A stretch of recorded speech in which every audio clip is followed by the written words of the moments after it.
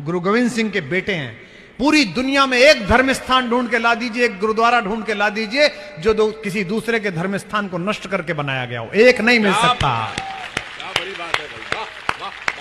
इस्लाम मानने वाले मेरे छोटे भाई बैठे हो, मेरे बड़े भाई बैठे हो, 800 साल पहले जो जाहिल पर्वत पार करके आया था, रेगिस्तान पार करके आया था, उसने तुम्हारे परदादा के परदादा के परदादा के ऊपर भी अत्याचार किया था और मेरे परदादा के परदादा के ऊपर भी अत्याचार किया था।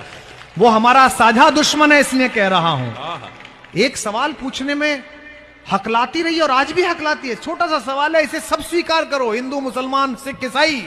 2 पंक्ति का सवाल है, इस पर मोहर लगाओ कि मस्जिदें तुमने बनाई मंदिरों को तोड़कर, मस्जिदें तुमने बनाई मंदिरों को तोड़कर।